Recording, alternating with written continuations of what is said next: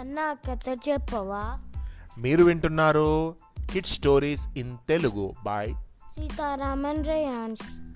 సాహసనారి చిన్నారి 3వ భాగము. రాసిన వారు డాక్టర్ ఎం హరికిషన్ గారు. మరి కథ ఏంటో విందామా?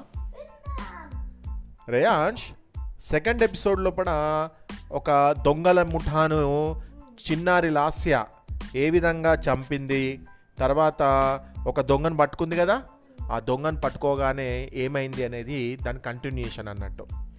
సైనికులు తర్వాతి రోజు ఉదయం ఒక యువకుణ్ణి, అంటే ఒక యంగ్ మ్యాన్ ఉంటాడు అక్కడ, ఈడ్చుకొని ఆ దొంగ ఉన్న గది వద్దకు తీసుకొచ్చారు. వానికి 18 ఏళ్ళు కూడా ఉండవు. మూతి మీద చిన్నగా కూర మీసాలు మొలిచాయి. బట్టలన్నీ మట్టి కొట్టుకుపోయాయి. ఒళ్ళంతా దెబ్బలు తగిలి రక్తం కారుతూ ఉంది. తల ఒక పక్కకు ఒరిగిపోయింది. స్పృహలో లేనట్టున్నాడు. సైనికులు గది తలుపులు తెరిచి దొంగ పక్కనే ఒక మూలకు విసిరి పడేశారు. వాడు ఎటువంటి చలనము లేకుండా చచ్చిన శవంలా పడి ఉన్నాడు. సైనికులు బల్లాలతో వాడిని అటు ఇటు కదిపి చూశారు. లేవకపోవడంతో బయటకు వచ్చి తలుపులకు తాళం వేసి వెళ్ళిపోయారు. దొంగ ఆ యువకుని వంకే అలాగే పరిశీలనగా చూస్తున్నాడు. బ్రతికాడా వీడు చచ్చాడా ఏమీ అర్థం కావడం లేదే అంటూ అలాగే చూశాడు. దగ్గరికి పోయి నెమ్మదిగా భుజం తట్టబోయాడు. అంతలో ఆ యువకుడు కళ్ళు తెరిచి ఆ దొంగ వంక చూస్తూ కన్ను కొట్టాడు. సైనికులు ఇంకా ఉన్నారా, వెళ్ళిపోయారా గురువు అన్నాడు గుసగుసగా. దొంగ బయటకు చూసి లేరు లేరు వెళ్ళిపోయారు అన్నాడు. అమ్మయ్య అంటూ చిరునవ్వుతో లేచి నిలబడి ఒళ్ళు విరుచుకున్నాడు. దొంగ వాని వంక ఆశ్చర్యంగా చూస్తూ, అరే అంత హుషారుగా ఉన్నావే, నువ్వు చచ్చిపోయావేమో అనుకున్నాను అన్నాడు. దానికి ఆ యువకుడు పక్కపక్క నవ్వుతూ, చూడు గురు, నేను అలా నటించకపోతే ఇంకా 4 తన్నులు ఎక్కువ తినాల్సి వచ్చేది అనవసరంగా, ఏమంటావు అన్నాడు. దొంగ కూడా చిరునవ్వు నవ్వుతూ, నిజమే, అవును, ఇంతకీ నిన్ను ఎందుకు బంధించారు అన్నాడు కుతూహలంగా. దానికి ఆ యువకుడు, కొడితే ఏను కుంభస్థలానే కొట్టాలంటారు కదా, అలాగే కొట్టబోయా, పట్టుబడ్డా గురు అంతే అన్నాడు. దొంగ అయోమయంగా మొహం పెట్టి, కొంచెం అర్థమయ్యేలా వివరంగా చెప్పు అన్నాడు ముందుకు జరుగుతూ. ఏమీ లేదు గురు, చిన్న చిన్న దొంగతనాలు చేసి చేసి విసుగు పుట్టింది. ఒక్కసారి దొంగతనం చేస్తే జీవితాంతం కాలు మీద కాలేసుకొని బ్రతికేయాలి అని అనిపించింది. ఆలోచిస్తే రాజుగారి అంతఃపురం గుర్తుకొచ్చింది. అక్కడైతే అత్యంత విలువైన రత్నాలు, వజ్రాలు, బంగారాభరణాలు కుప్పలు కుప్పలుగా ఉంటాయి కదా. అందుకని ఒక సైనికుని వేషం వేసుకొని అంతఃపురంలోకి అడుగుపెట్టా. విలువైన మనులు, మాణిక్యాలు మూటగట్టేశా. ఇక బయటికి వెళ్ళిపోదాం అనుకునే సమయంలో దురదృష్టం కొద్దీ రాణిగారి పరిచారిక నేను ఒక రత్నాల హారాన్ని కొట్టేయడం గమనించింది. అంతే, గట్టిగా అరిచి కేకలు పెట్టింది. దాంతో ఇదిగో ఇలా దొరికిపోయా అన్నాడు. రాజుగారి అంతఃపురంలోనే దొంగతనమా? అమ్మో, అయితే ఇక నీవు జన్మలో బయటపడలేవు, చచ్చేంత వరకు ఇక్కడే ఇలాగే మగ్గిపోవాల్సిందే అన్నాడు దొంగ. దానికి ఆ యువకుడు విలాసంగా నవ్వి, చూడు గురు, నాది బుడదమట్ట జాతి, దొరికినట్టే దొరుకుతూ సర్రున జారిపోతా. దొంగతనం చేయడమే కాదు, పట్టుబడితే ఎలా పారిపోవాలా కూడా ముందే నిర్ణయించుకొని బయలుదేరుతా. ఈరోజు రాత్రికి అంతా ఇక్కడే ఉండి ఎలాగో ఎగిరిపోతా, చూడు, నువ్వే చూస్తావు. నన్ను ఇనుప ఊచలు, ఇరుకు గదులు, కాపలా సైనికులు ఎవ్వరేమీ చేయలేరు అన్నాడు గుసగుసగా వారి చెవు దగ్గరికి వచ్చి. దొంగ ఆశ్చర్యంగా, నిజమా, ఎలా అన్నాడు చుట్టూ ఉన్న ఎత్తైన గోడలు చూస్తూ. యువకుడు పక్కపక్క నవ్వుతూ, అప్పుడే చెబితే మజా ఏముంటుంది గురు, అదిగాక గోడలకు కూడా చెవులుంటాయి అంటారు పెద్దలు. నువ్వే చూస్తావు కదా నేను ఎలా తప్పించుకొని పోతానో అన్నాడు.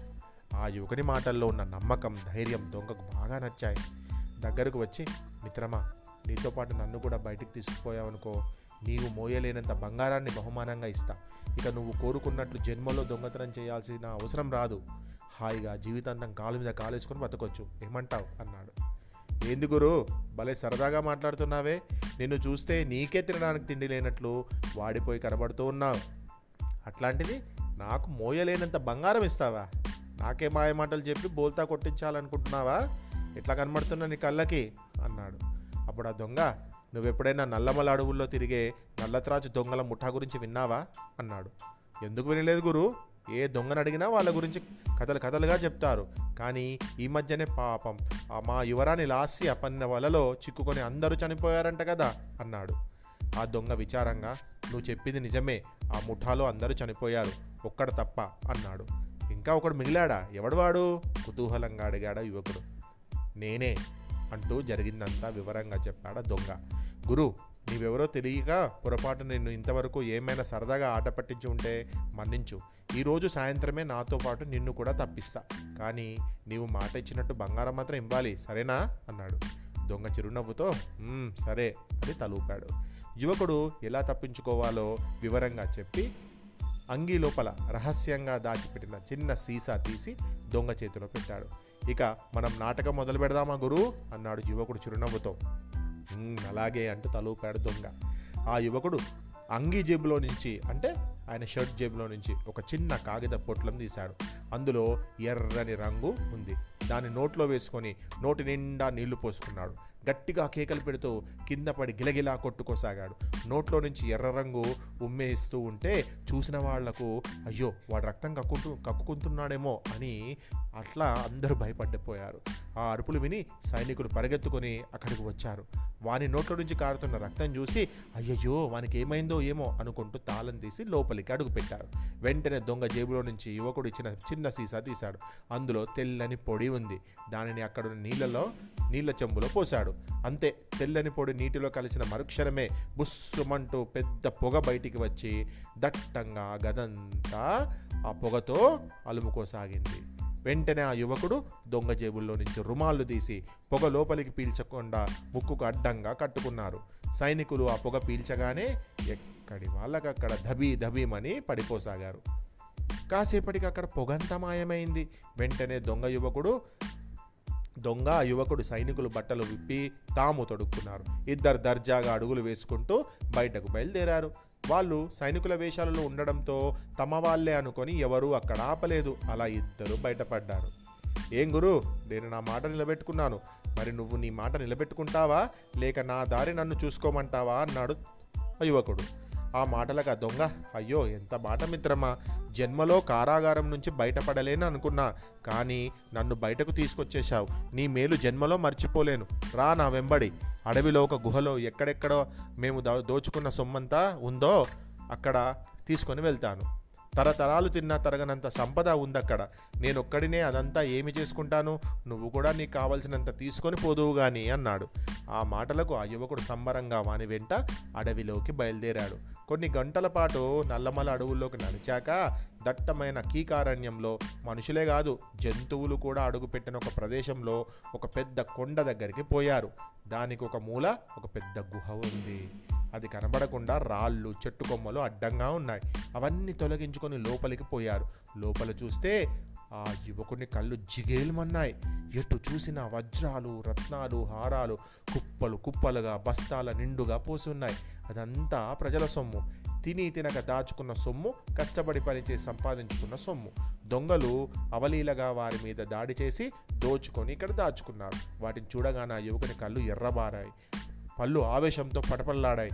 ఈ ధనం కోసం ఎంతమంది అమాయకుల ప్రాణాలు తీశారు మీరు, ఎన్ని జీవితాలు నాశనం చేశారు, అసలు మీకు మనసు అనేదే ఉందా అన్నాడు ఆవేశంతో ఊగిపోతూ. ఆ మాటలకు దొంగ అదిరిపడ్డాడు.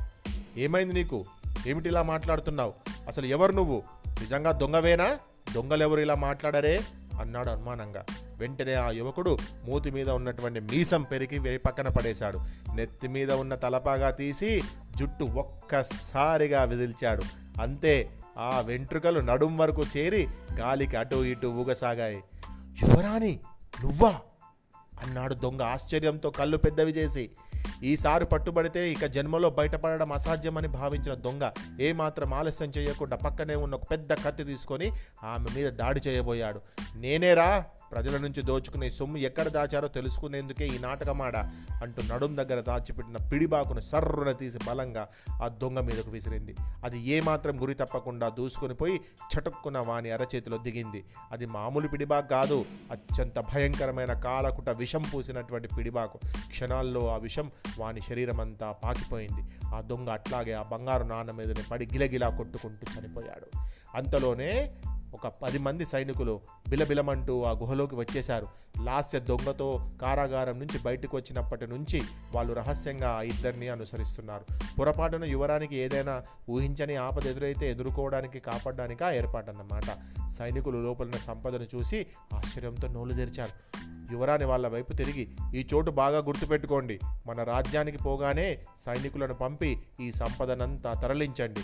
ప్రజలు ఎవరెవరు ఎక్కడెక్కడ దొంగల బారిన పడ్డారో, ఎవరెవరి ఇంట్లో ఏ ఏ నగలు అపహరించబడ్డాయో ఆ వివరాలు, ఆభరణాల రూపురేఖలు గుర్తించి వివరాలు నమోదు చేసుకోండి. ఇవన్నీ ఎవరివి వారికి తిరిగి అప్పజెప్పుదాం అంది. సైనికులు, అలాగే యువరాణి, ఇది గొప్ప విజయం. దొంగల పీడ శాశ్వతంగా తొలగిపోవడమే గాక దొంగతనాల్లో పోయిన సొమ్ము తిరిగి వాళ్ళ చేతుల్లోకి చేరితే ప్రజల మొహాలు ఆనందంతో వెలిగిపోతాయి. మీ వీరత్వాన్ని గాక మానవత్వం గురించి కూడా ప్రజలు కథలు కథలుగా చెప్పుకుంటారు. మీ పరిపాలనలో ప్రజలంతా హాయిగా గుండెల మీద చేతులు వేసుకొని సుఖశాంతులతో నిద్రపోతారు అన్నాడు. లాస్య పెదవులపై విజయదరహాసం మెరిసింది. రాజ్యంలోకి అడుగు పెడితే ప్రజలు తనను ఎలా అభినందిస్తారో ఊహించుకొని మురిసిపోయింది. కానీ ఆమెకు అంతలోనే అడవిలోనే అంతం చేయడానికి కుటిల ప్రయత్నాలు జరుగుతున్న విషయం ముందుగానే ఊహించలేకపోయింది. ఆమెను అడవిలోనే అంతం చేయడానికి కొంతమంది ప్రయత్నాలు, అంతం చేయడం అంటే ఆమెను చంపేద్దామని కొంతమంది ప్రయత్నాలు చేస్తున్నారట. అది ఏంటి అనేది, ఎవరు అనేది, మరి ఎవరు ఆ అడవిలో, ఈమెకు మొత్తం బంగారం ఉన్నటువంటి ప్లేస్ తెలిసిపోయింది. ఆమెతో పాటు వచ్చినటువంటి సైనికులకు కూడా తెలిసిపోయింది. మరి నెక్స్ట్ ఏం జరుగుతుంది? లాస్యాన్ని అంతమొందించిండ్రా లేకుంటే లాస్య ఆ విషయం తెలుసుకుంటుందా అనేది 4వ భాగం రేపటి పాడ్కాస్ట్లో విందాం.